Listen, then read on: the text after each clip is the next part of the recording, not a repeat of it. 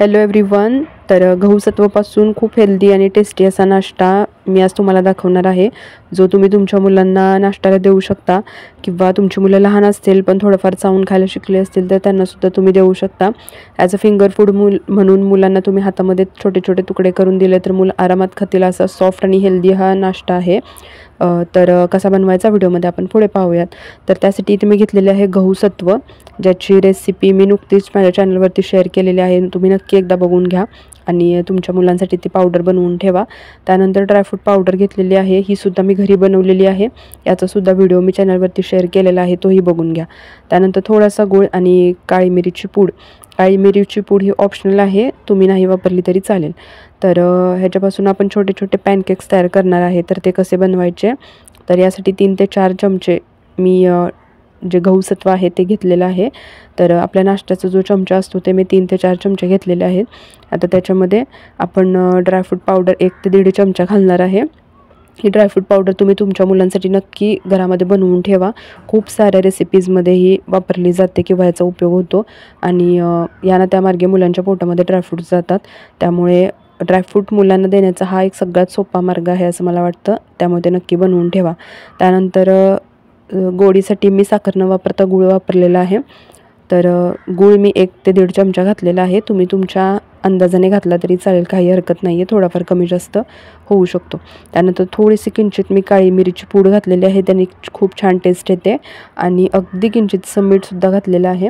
तर ते सगळं आपण छान मिक्स करून घ्यायचं आणि पाणी घालून आपल्याला हे पीठ छान भिजवून घ्यायचं आहे. तर यासारख्या खूप साऱ्या रेसिपी मी माझ्या चॅनलवरती शेअर केलेल्या आहेत. नुकतीच मी बाजरीच्या पिठापासून एक पॅनकेक्स कसे बनवायचे याचासुद्धा व्हिडिओ मी शेअर केला होता. त्याचीसुद्धा लिंक मी डिस्क्रिप्शन बॉक्समध्ये देईन, ते सुद्धा तुम्ही बघून घ्या. ते सुद्धा खूप छान मऊ होतात. मुलांना दात जर अजून आले नसतील तर त्यांनासुद्धा खाता येतील असे हे पॅनकेक्स आहेत. तर नक्की तुमच्या मुलांसाठी बनवून पहा. तर थोडं थोडं पाणी घालून आपल्याला हे छान मिक्स करून घ्यायचं आहे. इथे तुम्ही बघू शकता गुठळ्या थोड्याफार झाल्या असतील तर त्या फोडून व्यवस्थित ते छान मिक्स करून घ्यायचं. आणि आपण भजी बनवायला जे बॅटर बनवतो त्या कन्सिस्टन्सीचं बॅटर आपल्याला पॅनकेकसाठी बनवायचं आहे.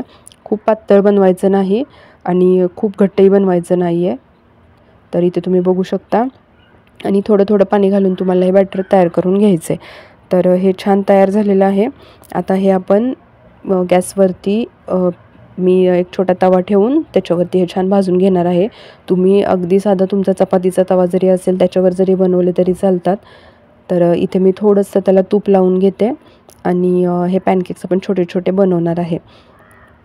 तुम्ही तेल वापरलं तरी चालेल, पण लहान मुलांसाठी आणि पौष्टिक गोष्टी आपल्याला त्यांना खायला घालायच्यात म्हटल्यावरती तुम्ही त्यांच्यासाठी तूप वापरा.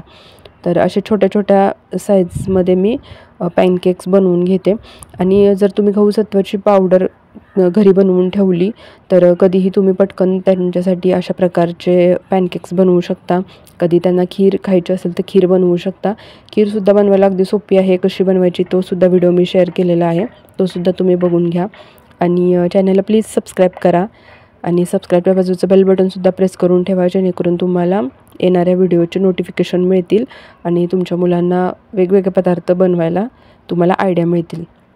तर अशा प्रकारे छोटे छोटे आपण पॅनकेक्स घालून घेणार आहे. बॅटर तुम्ही बघितलं असेल, जे खूप जास्त पातळ नाही बनवायचं की जेणेकरून तव्यामध्ये ते टाकल्यानंतर पसरायला लागेल. तर थोडा वेळ मी झाकण बंद करून ते शिजवून घेतलं किंवा भाजून घेतलं आणि त्याच्यावरून तूप लावून घेते आणि नंतर आपल्याला ते पलटी करून घ्यायचं आहे. इथे तुम्ही बघू शकता.